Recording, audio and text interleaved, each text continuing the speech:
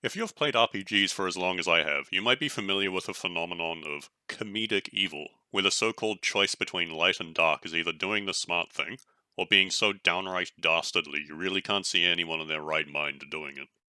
Even Deus Ex Human Revolution, a game that prided itself on multiple pathways, falls victim to it. You get more experience and rewards if you simply do the good thing every time. There is of course one particular moment in the game where I suspect a significant amount of playthroughs abruptly turn from non-lethal to lethal, but I digress. So let's talk about being evil in video games. Something that video games really have to grapple with is how much of an effect morality has on their main narrative. Depending on the actions you can take, your main character can very quickly go from this person is multifaceted to this person is schizophrenic.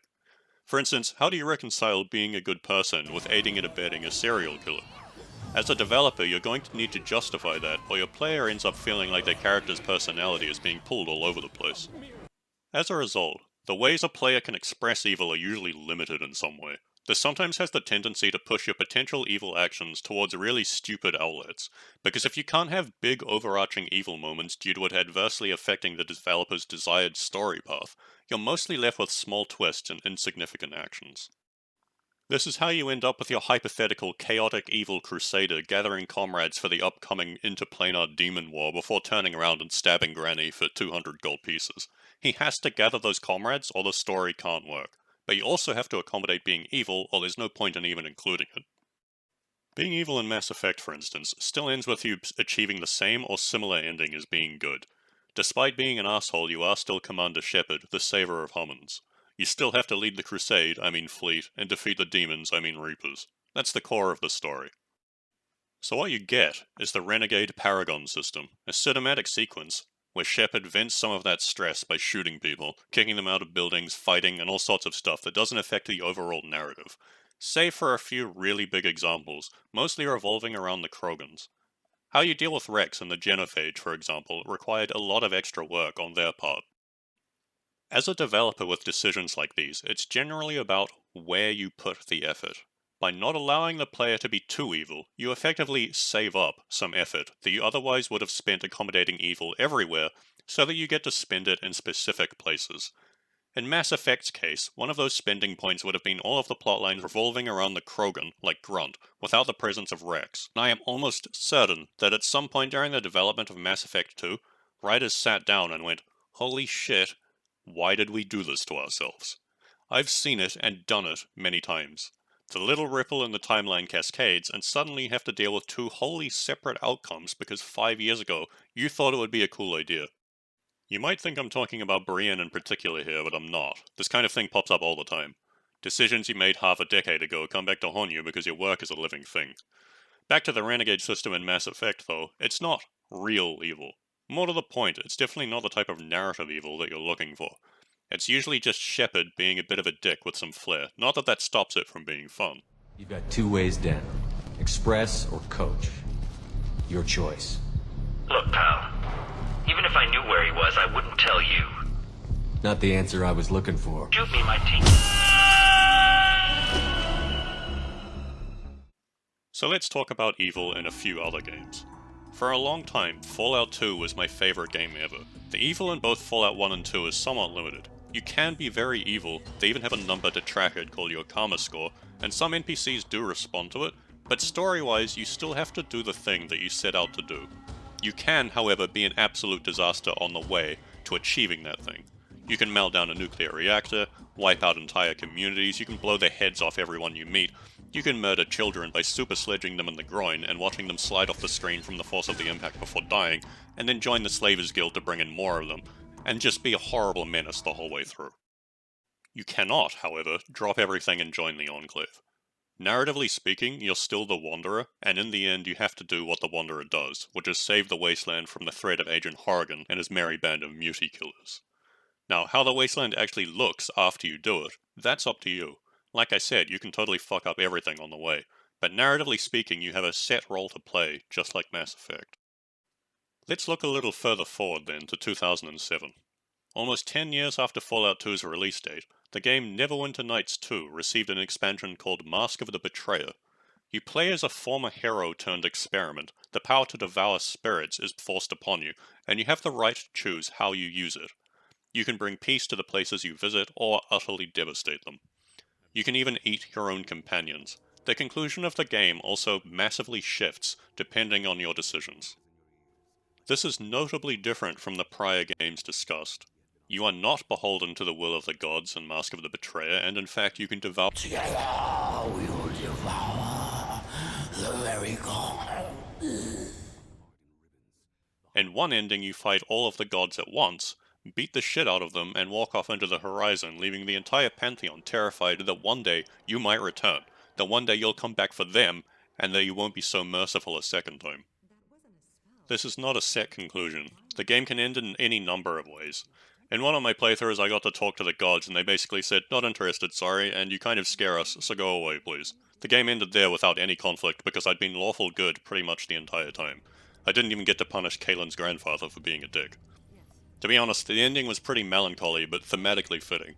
I hadn't chosen to challenge the gods directly and I wasn't willing to take that step. The point is that narratively, by playing as an evil character, you have significantly affected the story. You have not been a pawn of fate, so to speak, you chose your own path. The best part is that unlike in games like Fallout 2, where your acts of evil are at best just simple derails, blowing the head off an important aimed NPC with a submachine gun for instance, the evil is narratively designed and accommodated for. And it all makes sense, too. If you're a planeswalker given the power to devour spiritual essence, being evil is not the tonally dissonant leap of faith an evil Commander Shepard would be. You don't join the bad guys. You are the bad guy, the ancient evil awoken from its slumber. Let's skip another decade or so ahead to Pathfinder Wrath of the Righteous. This is in a similar vein to Mask of the Betrayer. Your evilness can range from pragmatic to comedically overdone, and the spectrum is quite well done.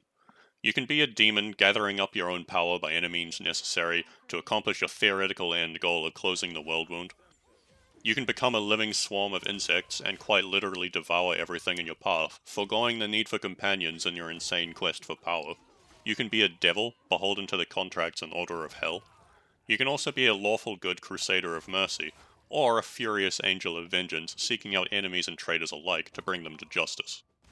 The role-playing is good, and I was pleased to see evil so well accommodated. It can be complex to design so many different paths, especially knowing that a lot of it is mutually exclusive. The more mutually exclusive content you put in, the more you open yourself up to criticism about depth. This is one of the most terrifying choices to make as a game developer, and undoubtedly so for a studio as big as Owlcat. If I make a couple of mutually exclusive progression pathways in COC2, that's a commitment. But I'm usually a pretty good judge of what people want out of each pathway, and I'm not too worried about disappointing them, only in how long it will take me. If you're a AAA developer with a studio of 120 people selling to a potential audience of millions, suddenly that decision is under a microscope. In an age where development is turbocharged by parasitic executives breathing down your neck so they can sell microtransactions, I'm not surprised that the end result is a lot of linear garbage. If you've been listening so far, it won't surprise you that COC2 falls mostly into the first camp. If you join Cassera, the game ends. And in fact, we have plenty of bad ends where that exact thing happens, though you're usually not joining as an equal in that case. Nevertheless, there are certain things you have to do so that we can deliver you a story. As fun as it would be to join Cass and turn the game into a corruption simulator, can you imagine how shallow the depth of the game would be accommodating for that option? We probably wouldn't be past Winter City yet. We'd still be accounting for all the demon sects in corrupted Hawkthorn. Narratively speaking, it wouldn't make that much sense either, as what Cass initially wants for you is at odds with the type of player character that would be joining her. She's not out to turn you into another sycophantic servant, and if you happen to end up like that anyway, it's a disappointment. That's why they're bad ends. There is one more really big problem when dealing with evil player characters. We've already seen what it looks like to be stupid evil, e.g. stabbing grandma to steal her purse and then booting her dachshund into a pond on your way out. Evil for the sake of evil, not in the pursuit of any goal or desire. Writing a game around this requires that authors really enjoy this kind of content, and in a genre that requires you to be age 18 or higher, that's a tall ask. So what does a smart evil character look like in COC2? One that is focused primarily on gaining power for themselves. Well, you can't do anything completely alone, so you manipulate strong people into forming bonds with you, aka forming friendships with your companions. You'll need them, and more importantly, leaving them as loose ends is potentially dangerous. Remember, keep your friends close and your enemies closer. You amass power for yourself, aka you go out and hit demons, complete quests, and perform deeds to gain experience and level up. You fight and suppress other potential threats to your own power, aka beating down antagonists like the Alrune and Tolos. Oh, narratively speaking, that's barely differentiable from being a lawful good crusader. The only difference is that you append, "but I did it for my own gain, haha," to the end of every sentence. It's very unsatisfying as a player to repeatedly be told that you're doing this for evil reasons and end up with the same result. Players are not stupid, they can see through your bullshit. In most cases, given our system limitations, it's best to simply leave the player themselves to roleplay the situation rather than telling them, "this is good" or "this is bad." That does still leave us with options, though. Things like putting people or demons in stockades, or inviting demonic presences to live in your fort, or getting busy with the main antagonist multiple times over, or offering your soul to benevolent overlords. Some of this we've gotten to and some of it we haven't, or we cater to it, but not as much as we could. Everything we make comes with opportunity cost. It's not practical from a writing or business perspective to spend forever on every project. Otherwise your output drops to nothing and the community goes 3 months without getting a patch that has more content than "we have added a text fix for this bit NPC." Which is generally an undesirable outcome unless your goal is to have a wall of people blasting you in the blog comments. As a result, some things get catered to and others don't because we only have so many writers. In the end, being properly evil in a game requires a very big commitment from the developers to the potential pathways. You have to ask yourself what being intelligently evil looks like here, why the character the player is playing would do it, and whether or not it would be worth it. In the case of Mask of the Betrayer, it was very obviously designed as a potential story element from the get-go, well with the power you're given. The same goes for Wrath of the Righteous. If you're unable to commit to it, don't do the stabbing granny stuff. For all the fun we make of it, the way Mass Effect handled it is actually somewhat intelligent. The same cannot be said for the ending of 3, but hey, BioWare's done worse. Have a good one.